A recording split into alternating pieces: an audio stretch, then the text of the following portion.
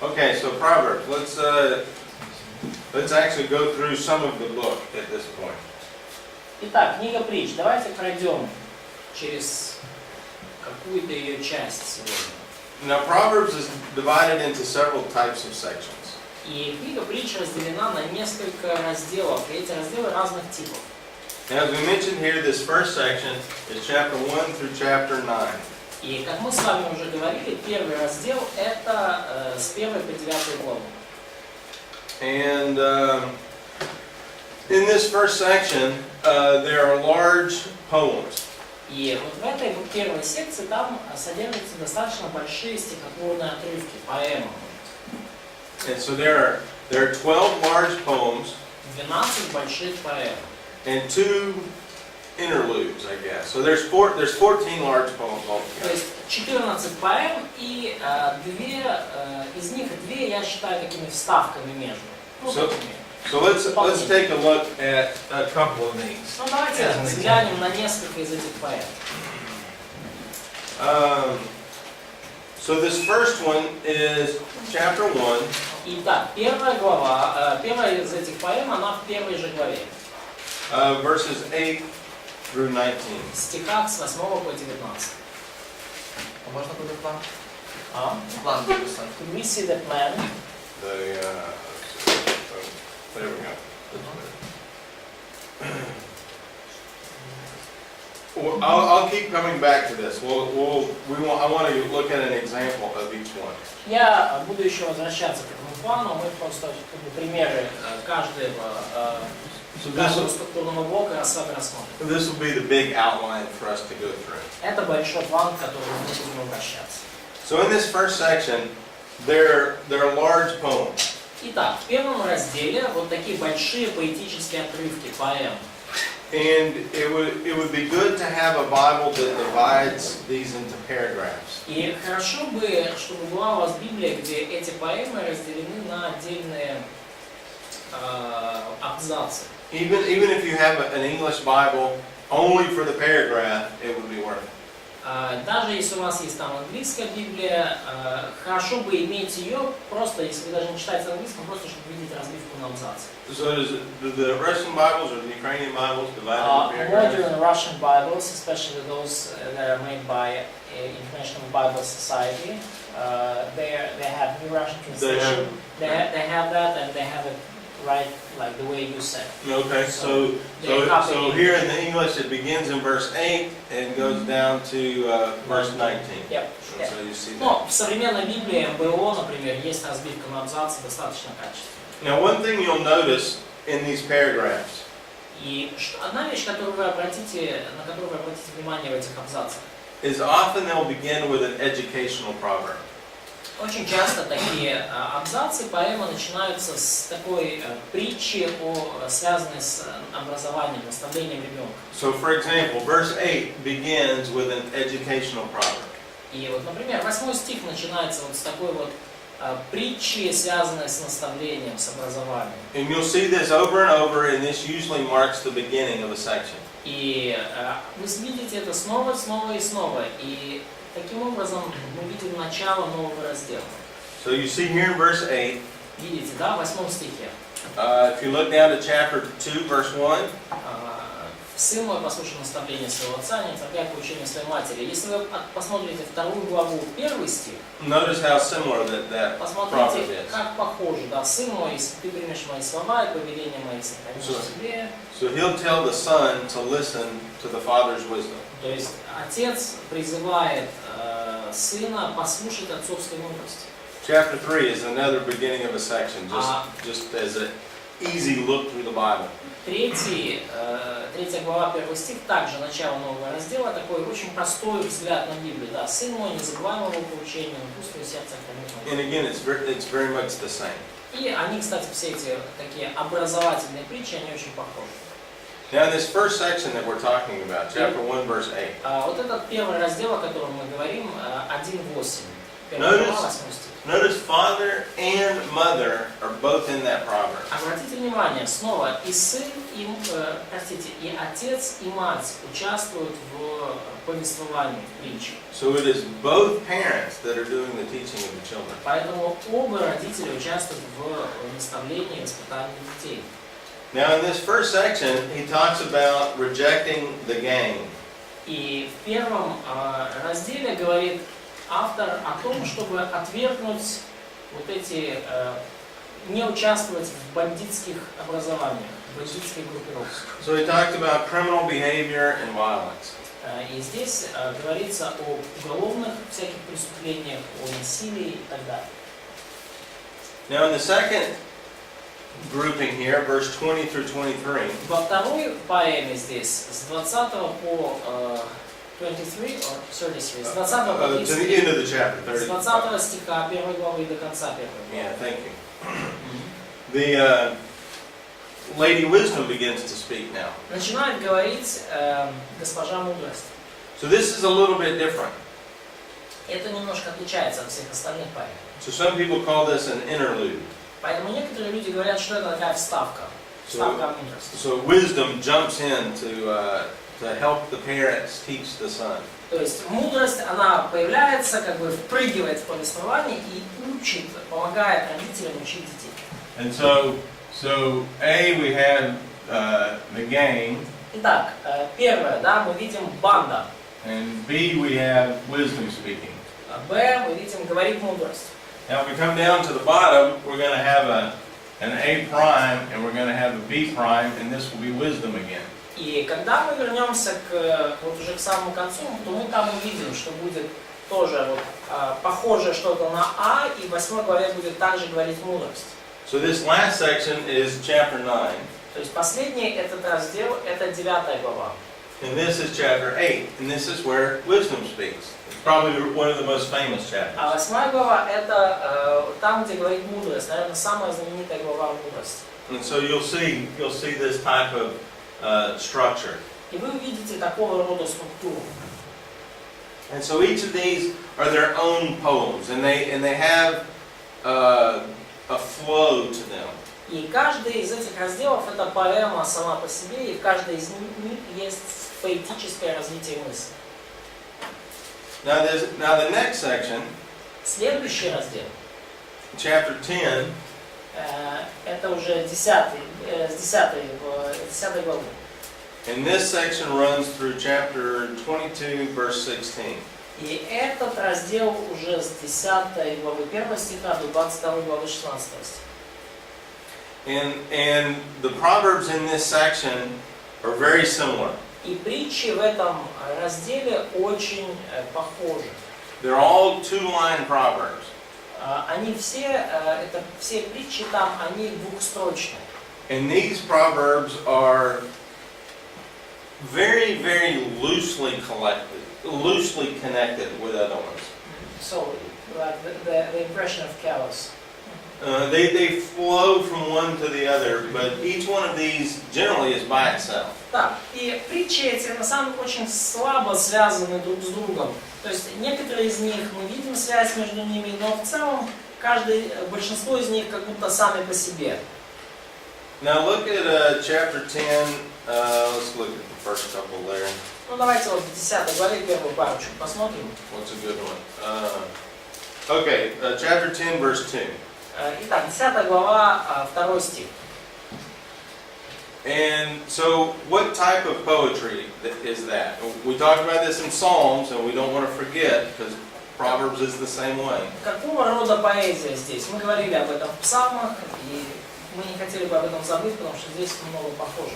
What type of parallelism is that? Какой параллелизм мы здесь видим? Не приносят благо сокровища нажитые неправдой, а праведность спасает от смерти. Антитетика. Antithetical, very good. Look at verse 6, it's very clear there. 6 стих, также посмотрите, очень ясно здесь видно. And so these first 5 chapters И are вот all antithetical. первые 5 глав, они все построены на вот таком антитетическом параллелизме. The righteous does this, the wicked does this. Праведный делает это, нечестивый делает все наоборот. Now when you get to let's see, I think it's chapter 16. И вот вы добираетесь до 16 главы, It кажется. changes a little bit. Тут уже немножко меняется. And the actual break point is chapter 15, verse 30. И переломный момент это 15 глава, 30 стих.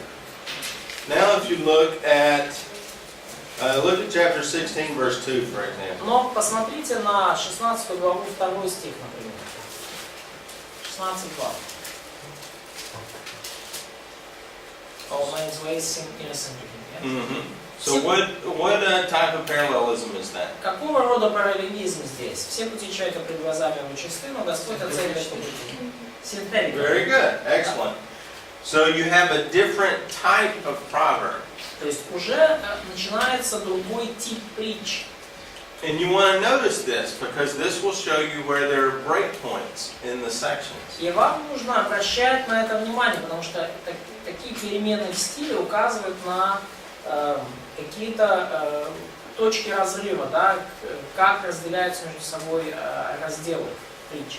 Now, for example, in chapter 15, verse 30, Например, в 15 главе 30 to chapter 16, verse 15, вот с 15 главы 30 стиха до 16 главы 15 стиха. this is a section where a lot of these deal with the king. Это раздел, где очень много говорится о царе. We can really say that these proverbs are about humanity, the Lord, and the Lord's king. И мы можем сказать смело, что эти притчи говорят о человечестве, и о царях. For example, chapter 16, verse 2, we just talked Например, about that. 16 глава, стих 2. Now this proverb can be used by itself. То есть все эти притчи, конечно, можно использовать по отдельности. And this is a very interesting proverb to look at. И это очень интересная притча, на которую нам стоит обратить внимание. Notice what the first line says. Посмотрите, обратите внимание, о чем говорит первая строчка. Everybody always does what they think is right. Все пути человека пред глазами его чисты. Иными словами, каждый делает то, что считает правильным. But the contrast is the Lord is going to judge your standards. Но Господь, мы видим в следующей строчке, Он оценивает ваши побуждения или ваши стандарты. So if you have bad standards, you will do wrong things. Иными словами, если у вас плохой стандарт или плохой мотив, вы будете делать плохое дело в итоге. But you will think those wrong things are right. Но вы будете думать, что это плохое дело, оно хорошее дело. If you thought it was wrong, you wouldn't do it. Если вы думали, что это что-то плохое, вы бы этого не делали, конечно. So the Lord doesn't necessarily judge what you're doing. He judges what your standard is. И Господь не обязательно осудит то, что вы делаете, Он может осудить ваш стандарт, ваш мотив. Now you may have heard a lot of people out there have an excuse, well, I thought that was right. И, может быть, вы слышали, многие люди, которые оправдывают свои действия такой фразой, но я думал, что это правильно. The Lord says that's not a good excuse. И Господь говорит, что это не очень хорошая отмазка, не очень хорошее оправдание. Now what's the concept of Proverbs? Character leads to conduct, and that leads to consequences. И в чем концепция притч, как мы уже говорили? Характер ведет к поведению, поведение ведет к последствиям. The standards or the motives by which you act, that's part of your character. Стандарты ваши, на которые вы ориентируетесь, или мотивы ваши, это часть вашего характера. So the Lord judges you based on how you changed your character. И Господь судит вас согласно тому, как вы меняете свой характер, что там внутри вас. Now, that little proverb there is related to the ones above and below it. И эта маленькая притча связана с тем, что до и после нее. So if you look at verse 3, И если вы посмотрите на 16 главу 3 стих, commit your works to the Lord and your plans will be established. передай свое дело Господу, и твои замыслы преуспеют. So again we have your conduct related to your character again. Опять же, мы видим связь между вашим поведением и вашим характером. And the Lord is involved in this. И Господь во всем этом участвует. And so they're very loosely connected. То есть эти притчи связаны между собой очень слабо, очень такая неочевидная взаимосвязь. And so there'll be various sections that you'll want to, when you look through a section, you'll want to find key terms that are the same. И поэтому, когда вы смотрите на какой-то раздел притч, вы ищете вот эти ключевые слова, за которые можно зацепиться, чтобы разделить на секции. For example, we have the Lord's name here. We have the Lord, and the Lord, the Например, Lord. мы видим, как часто повторяется имя Господа в этой секции. So that's a repetition for this section. То есть это вот то, что повторяется чаще всего в этом разделе. And so you'll want to notice these as you take a large section of Proverbs. И когда вы берете большие разделы притч, вам нужно обращать внимание на такие повторы. Let's see, which. То есть этот раздел о человеке, о Господе и о царе. Well, let's take it in this section, chapter 22, verse 6. И давайте посмотрим вот также в этом разделе еще 22 глава, 6 стих. This is one of the famous proverbs. Это одна из знаменитых таких, часто цитируемых притч. And let's take a look at this proverb here. И давайте рассмотрим эту притчу.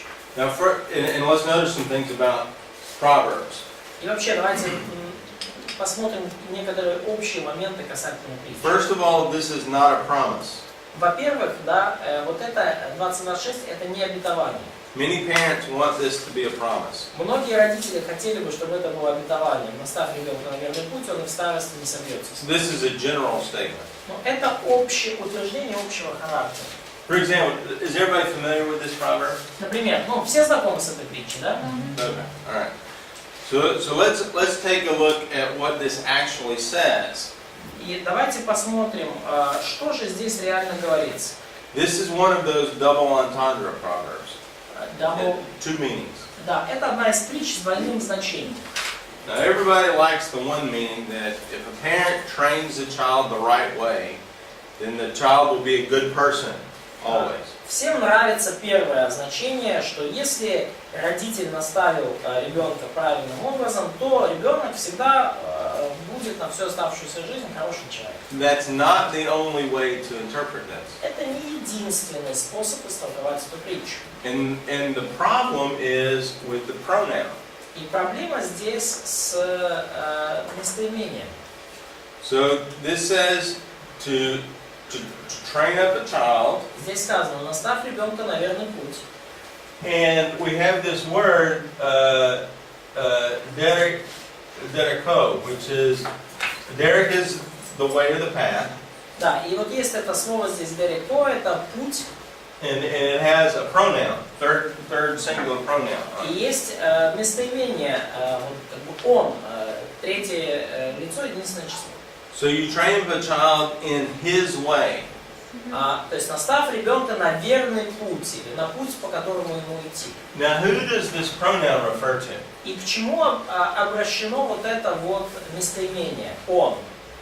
Whose way are we talking about? О чьем пути мы говорим? About the child way. The child way. Very good. This is the second interpretation. Это второе толкование. And I actually think this is the primary interpretation. Я думаю, что оно первостепенное, основное толкование.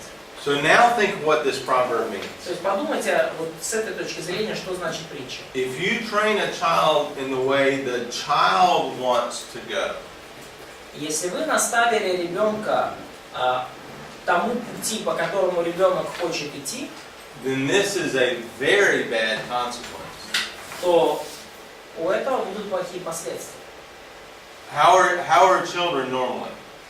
They're selfish. Какие дети обычно? They're angry. Эгоисты, гневливые, They have no discipline. недисциплинированные. So if you train your child to be selfish and angry and undisciplined, И если вы научили своего ребенка быть эгоистом, гневным, недисциплинированным, when he is old, he will never leave that. когда он состарится, он уже не оставит этот путь. Да, наставь юношу при начале пути его, Now that is probably what this уклонится от proverb него, когда means. состарится. И скорее всего именно это значит эта притча. Now some of us want to say, in his way would be like the God's way. И некоторые говорят, что наставь юношу при начале пути его, что его это Божий путь. And so we have this, the way he should go. Да, и в английском переводе наставь ребенка в пути, по которому он должен идти. And so in a good light, if you train a child in the right way, hopefully he'll stay with that. Ну и при хорошем сценарии, если вы наставили ребенка на правильный путь, он останется на нем и в старости. So do you see the two different meanings in that Вы proverb? видите в притче два различных значения. And it all hinges on a pronoun. И все зависит от местоимения. Can I just repeat it? Because I see that. То есть первое, то есть все как бы немножко, или еще раз. Нет, Я не понятно, видел разницы. только Первое толкование, которое обычное, все, да? Наставь юношу при начале пути его, он не уклонится от него, когда состарится. То есть ты наставляешь ребенка на правильный путь, и считаешь, что при начале пути его это Божий путь. Я так не считаю. Ну, например, да, и ребенок пойдет по верному пути до самого конца жизни. То, во что хотели бы верить все родители. Второе истолкование, ты наставляешь ребенка, если ты наставляешь ребенка так, как по пути его, то есть по тому пути, по которому он идет естественным образом сам, и обычно это плохой путь, то он по этому пути пойдет и до конца жизни. Тобто переважно тут хороше це другий? Нет, хороший это первый, но скорее всего речь идет о втором. просто как бы, ну, вот как мы понимали, да, то наставь юношу при начале пути, то есть когда он только начинает какой-то по жизни свой путь такой. So the problem is with Russian translation, because in the Russian translation it's train a child in the beginning of his way, in the very beginning of his way, and he will not turn from it even when he will become old. Well, that's fine. That's not a bad translation. Да, это нормально, это неплохой какой-то перевод. But what I want you to see is how difficult it is to translate some proverbs. Но я просто хочу, чтобы вы видели, насколько трудно бывает перевести некоторые притчи без потери смысла. Because some of these proverbs, they make you think. Потому что некоторые из этих притч, они нацелены на то, чтобы заставить вас задуматься. And they have sometimes two meanings. И порой в них заложено уже изначально двойное значение. So when you translate it, usually you have to pick one meaning to translate it. И когда вы переводите, обычно вам приходится выбрать одно значение для перевода. And so you want to have an awareness that there may be other meanings in these proverbs. И вам нужно быть в курсе того, что, может быть, в этих притчах есть другие значения. And so that's what I'm trying to bring out at this point. Вот что я пытаюсь до вас донести. And so you have to be very, very careful. Many of the proverbs are very subtle this way. Поэтому нужно быть очень осторожными, и многие притчи, они очень, тут незаметны вот эти нюансы. So let's see. Let's go to this next section. So the next section begins in chapter 22, Итак, следующий раздел начинается во 2 главе, verse 17. с 17 стиха. 22-17. Now this section is called 30 Sayings of the Wise. И этот раздел начинается 30 изречений мудрецов. Now, you know that there's a difference because now we have paragraphs again. Вы видите здесь отличие, потому что снова у нас начинается разделение на другие абзацы. In chapter 10 through the first half of 22, there's no paragraphs. С 10 главы 1 стиха до 22-16 стиха нет разделения на абзацы. То есть, просто идет один сплошной массив притч. But now you'll notice that there are 2 or 4 verses that go together in paragraphs. Но с этого момента, с 17 стиха, вы видите, что стихи идут абзацами, по 2, по 4 стиха каждый. And if you count all of these up, there's 30 of these sections. И если вы посчитаете все эти абзацы, то их как раз будет 30. So for example, verses 17 through 21, that's one section. Например, с 17 по 21 стих 22 главы – это один абзац. And this gives the reason for education. И этот абзац указывает нам на причины, по которым нам нужно учиться. So if you just read those 4 verses, you'll see that they're all related to each other. Если вы просто прочитаете эти 4 стиха, то вы поймете, что они все на одну тему. Ну, даже 5 стихов, с 17 по 25. So do you see how that fits together? Видите, как вместе, да, мысль, как абзац доносит одну мысль. I'll go back to the actual text. Я сейчас открою реальный, текст. And so there's many of these sayings, and I think some people have divided these up into maybe 4 major sections. И есть таким образом много этих изречений. Я знаю, что некоторые люди разделили их на 4 больших раздела. So the first 11 of these sections deal with wealth. И первые 11 изречений, они связаны с богатством. And that goes down to 23 verse 11. И это вот вплоть до 23 стиха, 23 главы 11 стиха. And then the next 9 sayings deal with the obedient son. И следующие 9 таких поучений мудрецов, 9 абзацев, связаны с послушанием сына, с послушным сыном. And that ends in chapter 24 verse 2. И это повествование заканчивается на 24 главе 10 стихе. Now here's one of my favorites. И вот At the end of chapter 23. одна из моих любимых притч, конец 23 главы. This will give us a taste of this. Чтобы вы просто почувствовали вкус этих наставлений. Now, if you have a drunk in your family, this is probably not your favorite. Если у вас в семье есть выпивающий сильный человек, наверное, все-таки у вас будет не самое любимое. I have been blessed that I am not related to a drunk. Я благословлен был тем, что у меня в семье я сам как-то с выпивкой, But this is the poem to the drunkard. Никаких связей, но вот это поэма о пьянице. So if somebody, can you read this with some emphasis? Are you familiar with this poem? Кто-то может прочитать с выражением, знаком вообще с 29 главы? 29 through 35. С 29 по 30 стих поэма. So this is a drunk speaking. Вот это вот говорит пьяный человек, пьющий. С 29 главы. Кто читает? Давай ты сожжем. They want me to read it. Yes, please. У кого вой, у кого стон, у кого ссоры, у кого горе, у кого раны без причины, у кого багровые глаза. У тех, которые долго сидят за вином, которые приходят отыскивать вина приправленного. Не смотри на вино, как оно краснеет, как оно искрится в чаше, как оно ухаживается ровно. Впоследствии, как змея оно укусит, ушалит как аспид.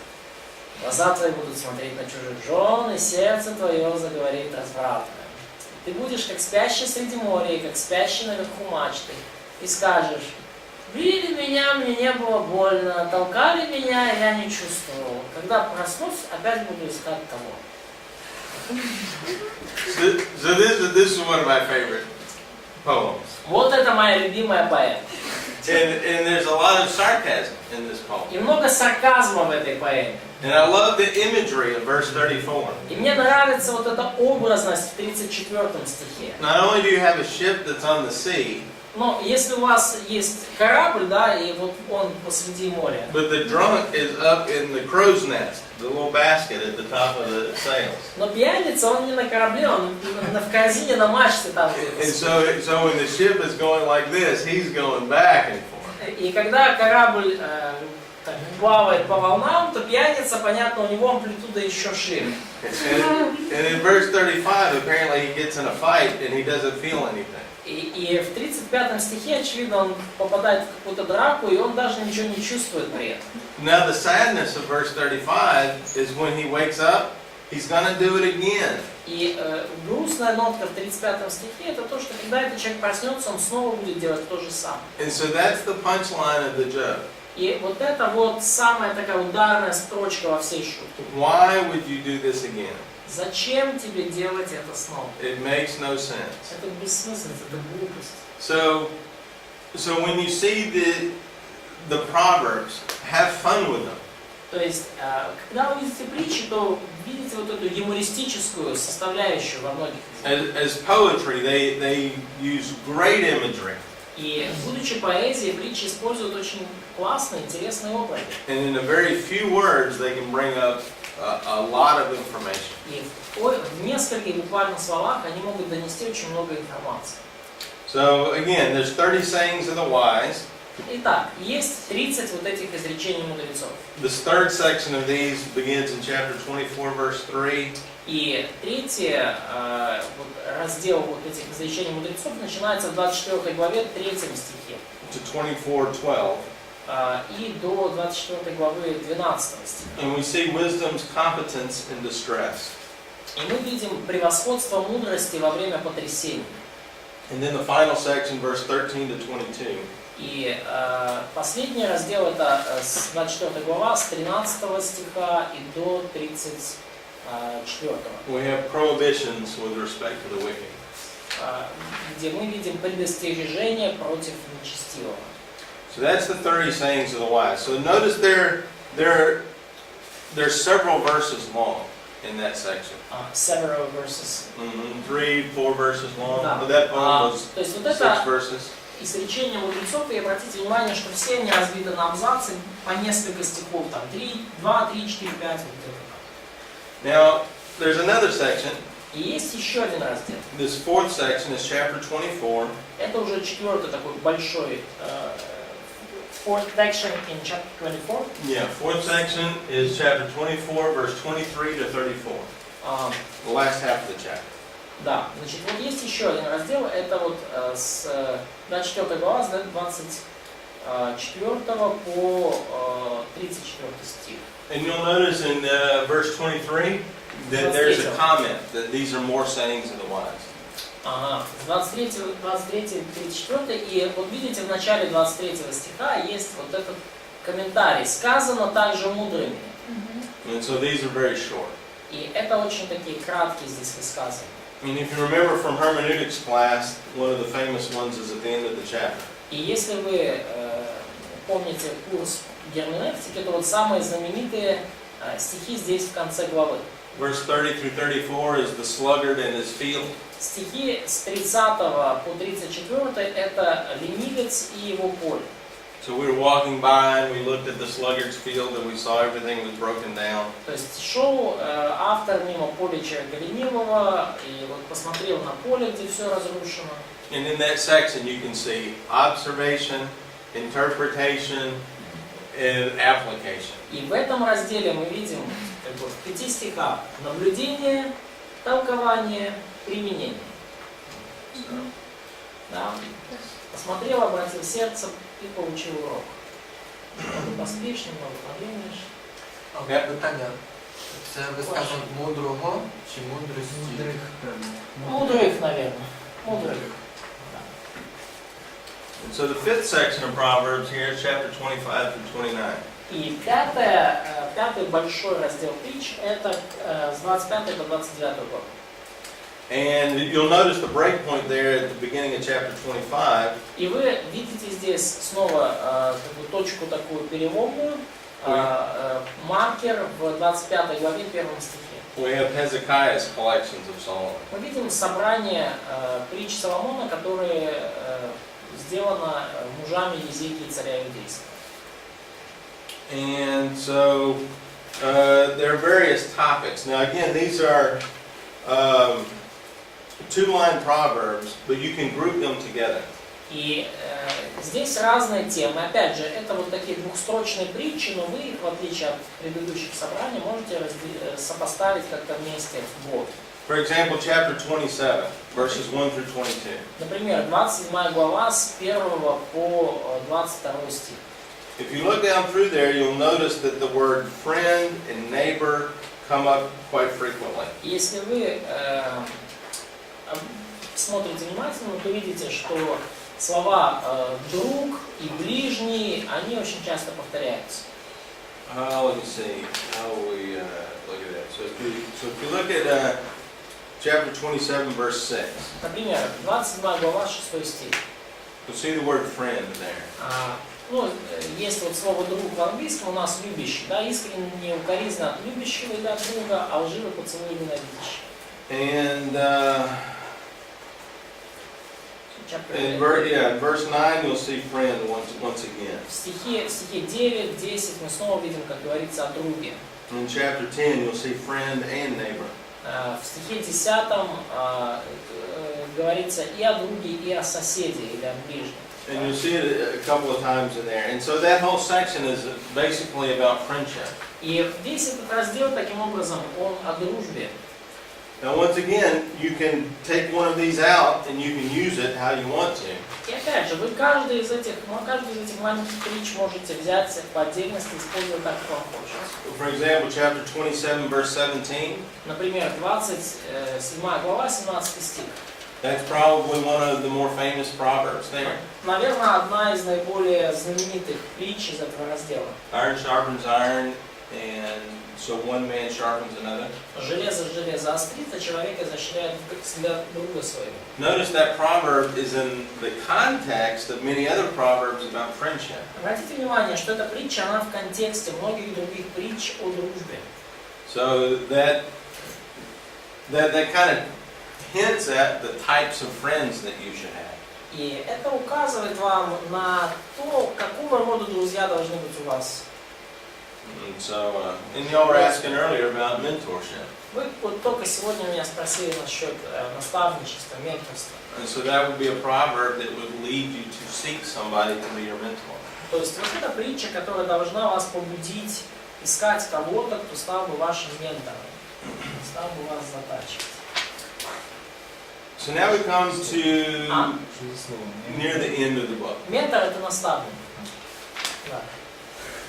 Да. И вот мы уже двигаемся ближе к концу книги. All right, so chapter 30. 30 глава. Chapter 30 is the sayings of Agur. 30 глава — это слова Агура, сына Яки. And so he has a couple sections in here. И здесь несколько разделов. Now, in the last half of chapter 30, he has these numerical sayings. И вот в последней части 30 главы у него есть вот такие вот высказывания, связанные с числами. Высказывания, такие списки. Да? Вот трое имеют стройную походку, вот 4 малых на земле, от 3 трясется земля, 4 она не может носить. Вещи непостижимы для меня. And so like verse 15. Например, 15 стих. So the leech has 2 daughters. У ненасытимости 2 дочери. And both of them are named Give. И обе давай, давай.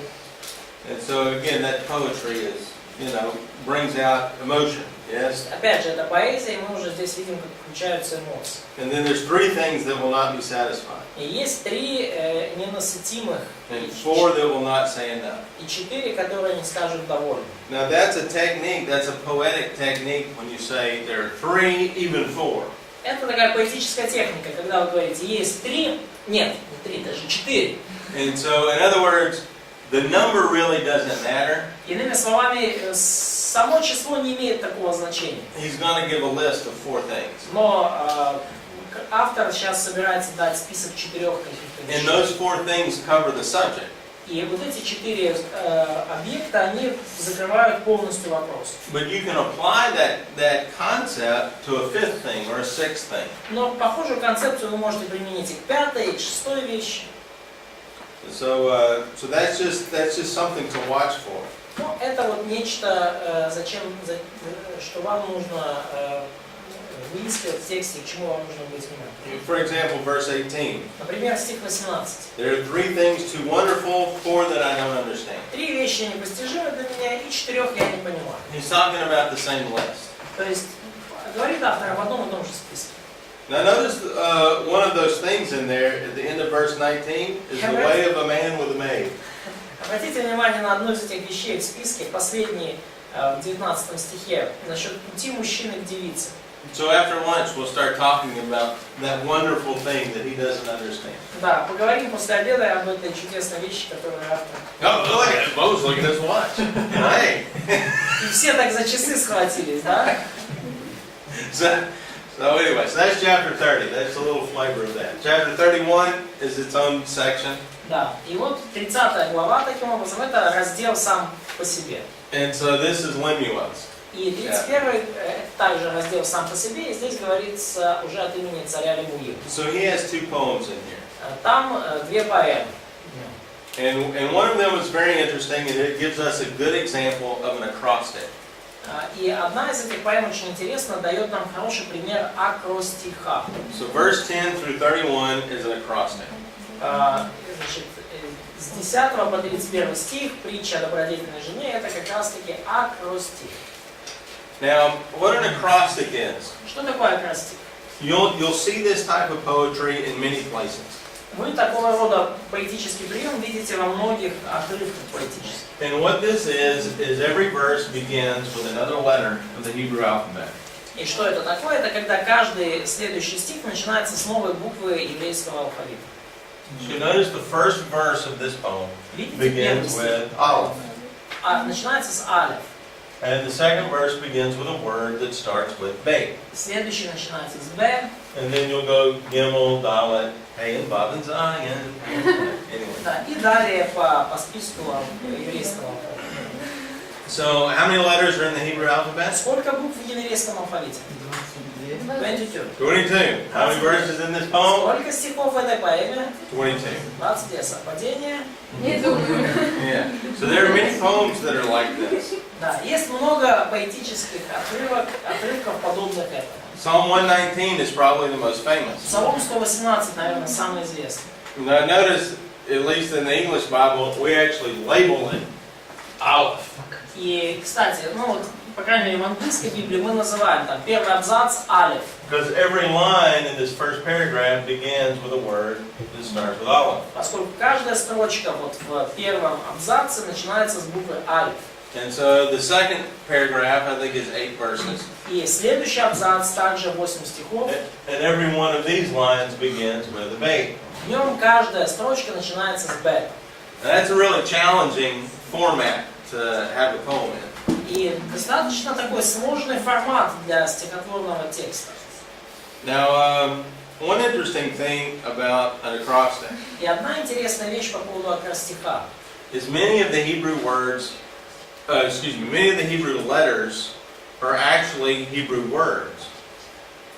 Многие еврейские буквы еврейского алфавита, это на самом деле еще и еврейские слова. You know what? For example, the letter Aleph Например, буква алеф is also a word Aleph. это также слово алеф. And you know what Aleph means? И вы знаете, что значит алеф, да? It's ox, or even leader. Это Алиф. like- Типа алиф. That is the Hebrew word for ox, Да, это еврейское слово, которое назначается вол. or the Hebrew word for leader. Или этим же этой еврейской буквой и словом обозначается начальник. So if you think, what is an ox? Поэтому, когда вы думаете про вола, What does that represent? что, вот какой образ? Вот, Трудяга. so, Power, hardworking, powerful, wealth is another part. Absolutely. богатый также, да, в этом что-то есть. Okay, now read verse 10. Big, strong. Да, стих 10. О. Кто найдет добродетельную жену? Ще й питання. Знаю выше жемчугов. А? Ще й питання, question. This is an excellent wife or a valiant wife. Chayil is the Hebrew word. So Chayil is the word for a warrior, somebody with great courage. It's translated in English, excellent. Добродетельная жена это вот буквально вот добродетельный это в еврейском мужественный, кто-то, кто силен на войне, кто, ну вот, то есть вот такой перевод здесь. But this word could be the hero wife. Но может таким образом это слово можно перевести как героическая жена. And notice what it's related to. И обратите внимание, с чем это связано. She's better than any type of wealth. Такая жена лучше, чем какое бы то ни было богатство. So the concept of a leader is like a hero. И концепция вот начальствующего лидера это концепция героя. The concept of an ox is like a lot of work or wealth. концепция вала — это много работы или много богатства. So the concept of the olive is actually brought out in that verse. И поэтому концепция вот этого самого слова алеф, она прослеживается в этом стихе. Now, bait. Героическая жена, которая бесценна. You know what the Hebrew word bait means? И бей, да? Какое еврейское слово бей? Бейт, дом. Бей. Yeah, dom. House. And so, so when you see the bait line, you may envision a house. И когда вы видите вот эту строчку, начинающуюся с бейт, вы можете уже, у вас какой-то образ дома перед глазами. And so what's verse 11 say? И о чем говорит 11 стих? Щоб довіряти їй будинок. So, husband trusting the house to her. That's right. Yeah. And so what concept comes to your mind when you think of house? Какая концепция приходит вам на ум, когда вы думаете о доме? Защищенность. Protection, Protection. stillness. Very good. Warmth. Warmth. Да, то есть покой, да, Yeah. защищенность, Safety. безопасность.